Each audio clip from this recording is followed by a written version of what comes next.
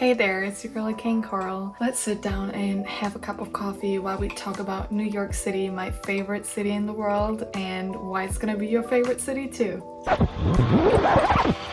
Alright, the first thing that I noticed in New York, you have a lot of very rich people and you have a lot of very poor people. It's just crazy to kind of like exist in between both extremes. And at the same time, it's teaching you so much about life from both ends, because I lived in a suburban area with a host family that I would say had like above average income. Like they all had either an au pair or a nanny. So I noticed how they were living their life, and I would go over the bridge and it's like just poverty, bad schools, bad education because there's not much money and it's so unfair. And experiencing those two extremes, I was walking through the Bronx every day too. It's just hard. What I learned is I learned how rich people move differently, and a lot of poor people or people that grow up in very poor environments, they kind of give up on themselves because everyone around them seems to not be successful. So they give up pretty early on because, you know, the system is not providing them with the same education. So where on the other hand, with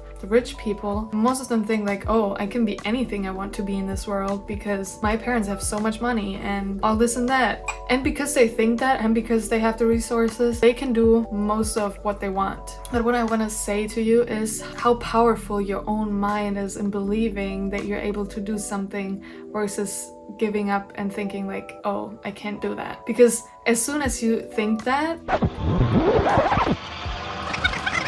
how do you say that? Like, if you give up on yourself, there's no chance that anything is going to change until you change the way you think about life. And let me tell you this, living in a small city, in a small town, where it feels like everyone is doing a 9 to 5, probably the same 9 to 5. They go to work, they're annoyed at work, they go back from work, they rant about work. And the same thing is going to happen over and over and over and over again. I was like, I don't fit in here. Like, I want to be in a big city where I feel like I fit in. Growing up, I was always that one kid that was different. I might have looked like everyone else, but I was thinking different. I had a foreign name that people couldn't pronounce, even though I was not foreign. There were like so many things that I felt made me kind of weird. Like, I always seek to be like everyone else. In New York, it feels like anything is possible. I met so many cool people. I started my own sticker business. I was meeting creative people that had their own clothing brands. I met people that were millionaires. I met multiple millionaires that I was like walking into homes. And that's the thing that's gonna change your mentality. I grew up where everyone has a 9 to 5, so I was like, in my brain, I was like, okay, I'm not poor, I'm not rich, but I'm never gonna be rich, obviously, because I was never surrounded by rich people. And I was like, this is impossible to me, because no one of my family did it. And that's why I'm saying your mind is so powerful. I'm telling you, meeting rich people or people that are millionaires, and you talk to them, and you feel like they're not necessarily smarter than you. People telling you like, oh, you need to work hard in order to be successful and do this and that. And you know, you need to study this and that's gonna make the most money. Employment is not gonna make you the most money. Most people that have those opinions about how to get rich, or people in a small town, and I'm like, you're not even rich. Why are you giving me advice on how to become rich if you're not even rich, right? I recommend anyone, if you live in a small city and you feel like you're surrounded by small-minded people, try to find a way to move away. It doesn't need to be forever. Temporarily, let's say like a year like I did, be an au pair in a different country, in a big city. You know, try to go somewhere else in the world. You will learn so many things. Especially New York made me see so many things different and made me be more confident in myself too, that I wasn't before, because I was always feeling weird for being different until I went to a city where it was okay to be different, because there's so many different people coexisting in New York, so many different things that you're seeing. People also don't really care in New York. Like, you can wear anything.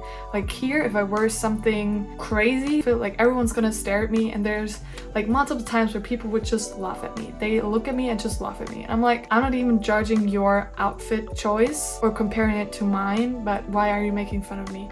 It just shows that they feel insecure. They would not feel confident enough to wear whatever I was wearing. And it's not gonna make me insecure anymore when people laugh at me. I'm just like, it's your choice, that's how you go about things, okay?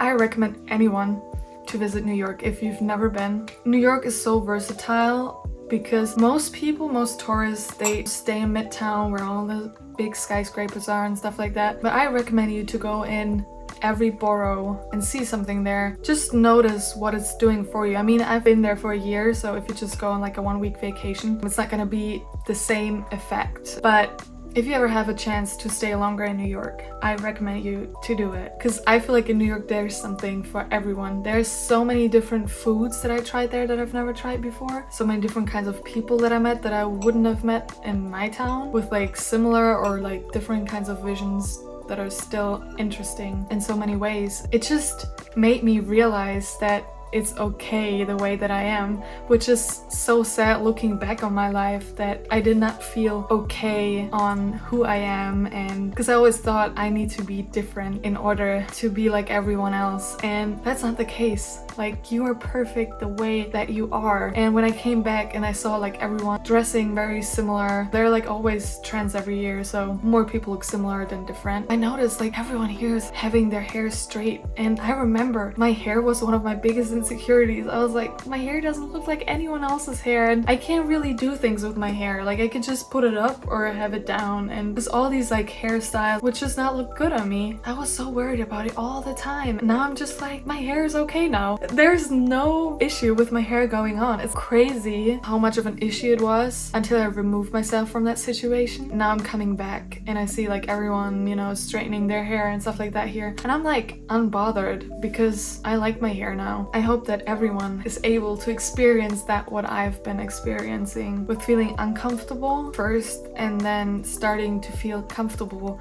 and confident and building up your self-esteem and feeling better and doing better and having more fun. It's so nice. It's like, I feel like it's the biggest weapon in this world is to feel confident, because ads and everything, they're always trying to drag you down by saying you're not good enough. But if you buy this product, you're gonna be good enough. If you buy these clothes, you're gonna be pretty enough, and this and that. So we keep hearing that every day from like social media, from maybe what our parents say to us, what friends or society. Everyone has like such a different opinion on so many things, and yet there are so many things from society that push us in this corner of having to be exactly this way, and that's the only way you're gonna be good enough and stuff. That's not true. I'm telling you, it's not true. I want every one of you to be happy, experience what I've been experiencing, and I want to kind of like document on how I'm on my journey, how I'm gaining more confidence on speaking in front of this camera, starting my YouTube channel, being from Germany, moving to New York, trying to get back to New York because my visa expired, but you're gonna see. I'm going to post every second day, and if you have any recommendations, what you want to know about New York, Germany, culture shocks, whatever, there's so many topics or so many videos that I've planned and can't wait to share them with you. Bye bye, see you in the next one.